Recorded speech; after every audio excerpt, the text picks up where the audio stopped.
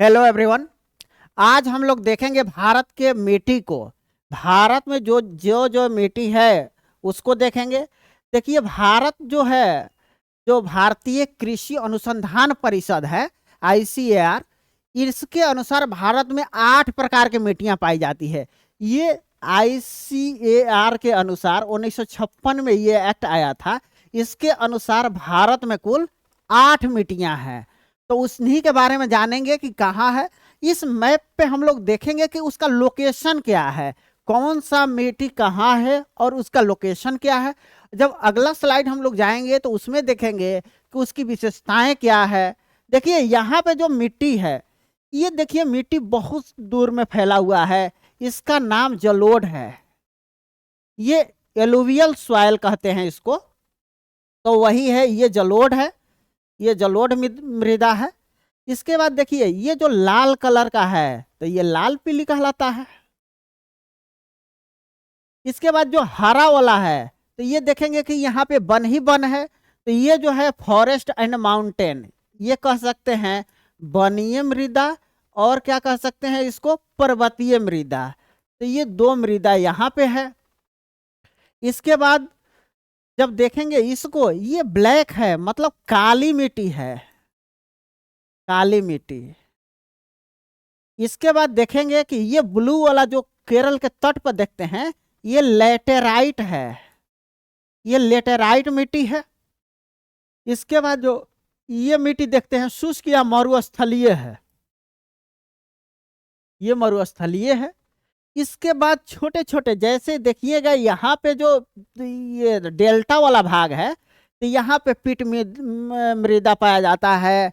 इसके बाद मैंग्रोव मृदा पाया जाता है। तो ये सब वगैरह जैसे 6 यहाँ पे दर्शाया गया है। दो ऐसे ही है, जैसे एक तो वहाँ पे वन और पर्वतीय दोनों दो हो गया। इसके बाद यहाँ पे एक पीट मृदा है। तो यही सब मृदा है। मृदा के लोकेशन को देखिए।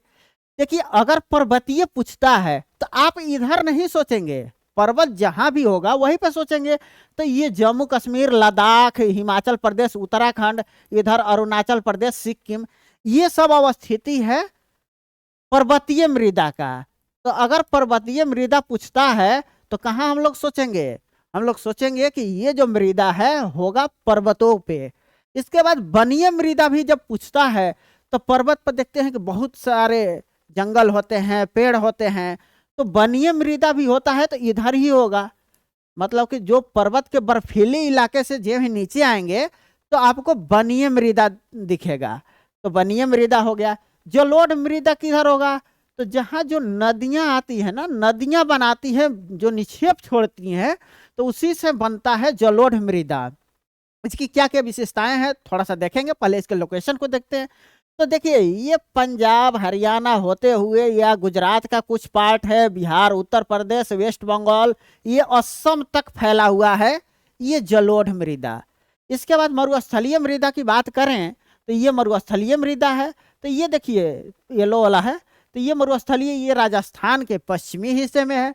राजस्थान में देखिएगा कि पश्चिमी हिस्से में मरुस्थलीय मृदा है, जबकि पूर्वी हिस्से में जलोढ़ मृदा है, एलुवियल सॉइल कहते हैं उसको। तो ये है।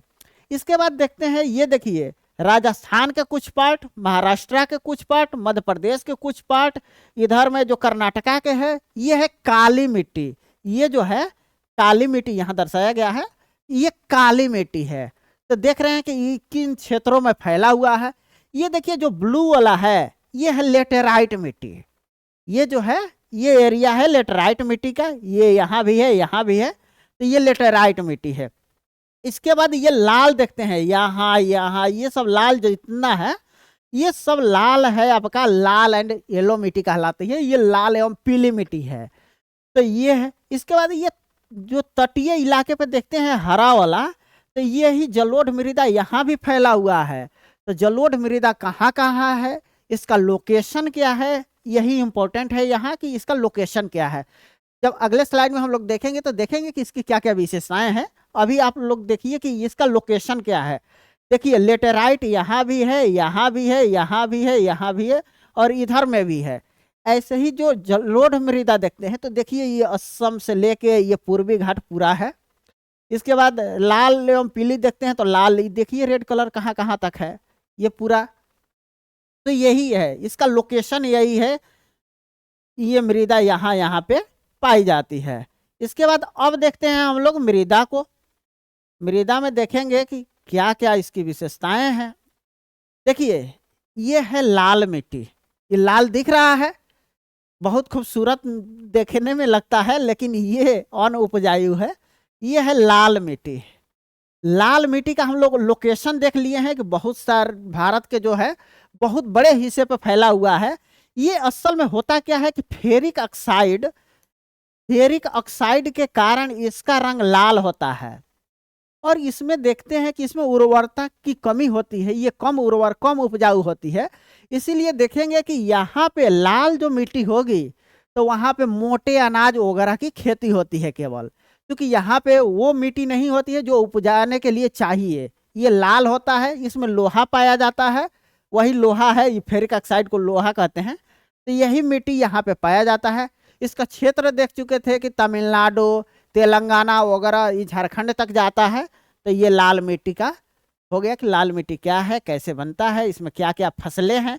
तो फसलें, मोटा अनाज वगैरह, तो यही सब इम्पोर्टेंट है इसमें कि लाल मिट्टी में क्या क्या होता है।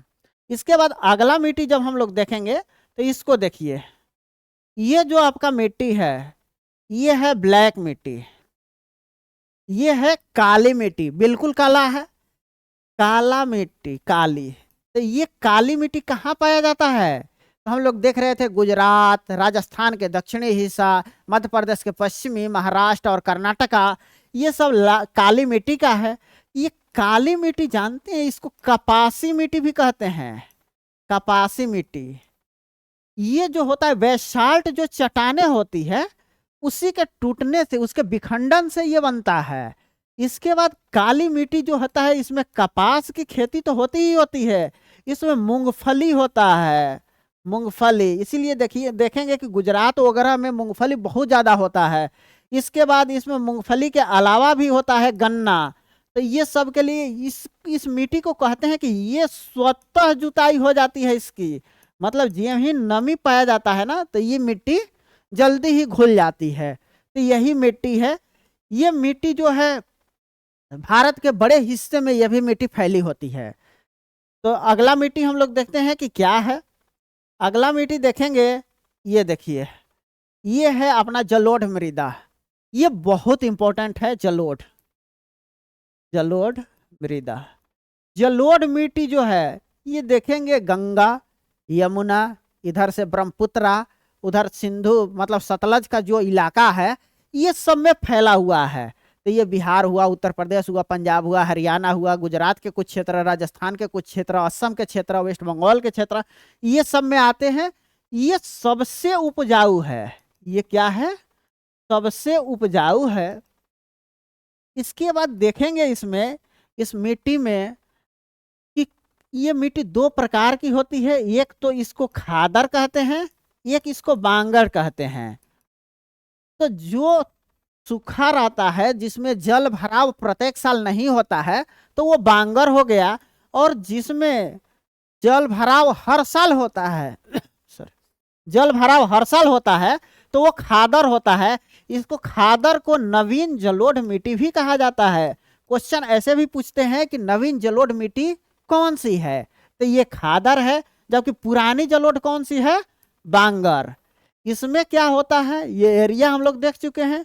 इसमें क्या होता है, इसमें खाद्यान्न, जितने भी आप खाते हैं ना, जैसे चावल, गेहूं, ये सब के लिए महत्वपूर्ण है। इसके बाद दलहन, जितने भी आप दाल यूज करते हैं उसके लिए महत्वपूर्ण है। तेलहन, जैसे सरसों वगैरह के लिए भी महत्वपूर्ण है।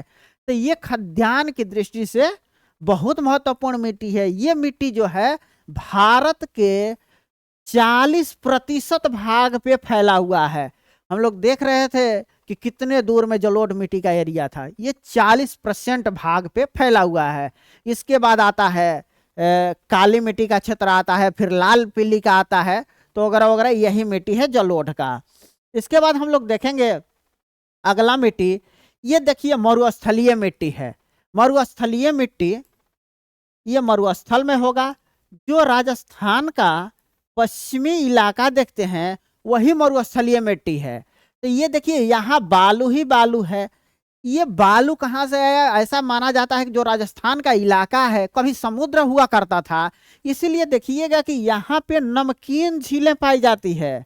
जो झीलें हैं यहाँ वो नमकीन है। तो वो नमक कहाँ से आया? तो समुद्र से। समुद्र का साक्ष्य मिलता है यहाँ पे। तो ये जो मिट्टी है इसमें सिंचाई के द्वारा कुछ कुछ पौधे आप उगा सकते हैं। मेनली ये बंजर ही रहते हैं, ऐसे ही बालू है यहाँ। तो ये मरुस्थलीय मिट्टी हो गया। इसके बाद देखते हैं, इसके बाद ये जो मिट्टी है ये मिट्टी है वनीय मिट्टी, पर्वतीय मिट्टी। ये पर्वतीय मिट्टी है जो हम लोग जम्मू कश्मीर, लद्दाख, उत्तराखंड, हिमाचल प्रदेश, इसके बाद इधर अरुणाचल प्रदेश वाला एरिया जो देख रहे थे, तो वही है पर्वतीय मिट्टी। वो पर्वत है, पर्वत के किनारे ऐसे ही देखते हैं आप कि ऐसे ही मिट्टी फैला रहता है, तो वही है मिट्टी। ये पत्थरों के टूट फूट से बने होते हैं। इसमें देखेंगे कि इसमें केवल मोटा अनाज भी मुश्किल से होता है, मतलब ये अनउपजाऊ मिट्टी है। इसमें कोई मिट्टी का गुण बहुत कम है। ये ऐसा ही पत्थर है, कंकड़ीला है। तो ये मिट्टी यही है, इसी का नाम है पर्वतीय मिट्टी। ये पर्वत के किनारे पाए जाते हैं। अब देखते हैं इस मिट्टी को। ये देखिए ये जो मिट्टी है ये है लेटेराइट। ये लेटेराइट जो केरल वाला भाग देख रहे थे, तो वही है लेटेराइट। ये लेटेराइट मिट्टी है। लेटेराइट मिट्टी की क्या विशेषता है कि ये जो लेटेराइजेशन के मतलब जो निक्षालन होता है ना, उसके द्वारा बना होता है। जैसे वर्षा हुआ, इसके सारे ह्यूमस, सारे जो उपजाऊ तत्व है उसको बहाकर चला जाता है, तो यही बच जाता है जो मिट्टी। ये कंकड़ीली मिट्टी टाइप का होता है। ये जो है मोटा अनाज के लिए। इसके बाद ये काजू के लिए फेमस है। ये मिट्टी में क्या होता है? तो काजू होता है। तो काजू कहाँ होगा? लेटेराइट मिट्टी में होगा। तो ये सब ध्यान रखेंगे। लेटेराइट मिट्टी कैसा होता है आप देख रहे हैं स्क्रीन पे, इसमें काजू होता है। तो ये बहुत महत्वपूर्ण मिट्टी है। इसके बाद देखिए ये एक मिट्टी का अलग कैटेगरी है, ये भूरी मिट्टी है। ये भी कम उपजाऊ है। ये भूरी मिट्टी है, ये भी कम उपजाऊ है। ये मिट्टी भी कम उपजाऊ है। इसमें जो है, इसमें जो जल वगैरह देने पे ये भी थोड़ा उपजाऊ हो जाता है। अगला मिट्टी देखते हैं क्या है। अगला देखिए ये जो मिट्टी है ये मिट्टी है वनीय मिट्टी। इसका मतलब इसमें जो होगा ह्यूमस की मात्रा भरपूर होगा, क्योंकि जो वन होगा, वन में पत्तियां सब गिरेंगी, सड़ेंगी, गलेंगी, जो छोटे छोटे जो जीव जंतु होंगे उस पर लगते हैं, तो इसमें ह्यूमस की मात्रा बहुत ज़्यादा होता है। ये जो मिट्टी है इसमें दलदली इलाकों में भी पाया जाता है। जैसे जो पर्वतीय इलाके जो देखते हैं, तो पर्वत के जो नीचे वाली मिट्टी होती है यही है। ये वनीय मिट्टी है। ये वनीय मिट्टी है। तो इस मिट्टी में देखिए, देखेंगे आप कि ये जो मिट्टी है ह्यूमस की मात्रा अधिक होती है। इसमें जो है आपको फल की खेती शानदार होती है। तो ये फलों की खेती के लिए महत्वपूर्ण है। तो इसमें क्या होगा? फल की खेती होगी। तो इसके लिए ये बहुत महत्वपूर्ण है। अगला देखते हैं। आगे बस इतना ही, यही 8 मिट्टियां थी। मिट्टियों को ध्यान से देखेंगे, इसके लोकेशन को देखेंगे, इसके विशेषताओं को देखेंगे, तो आप समझ जाएंगे कि मिट्टी में क्या क्या है। तो यही वीडियो देखने के लिए बहुत बहुत धन्यवाद।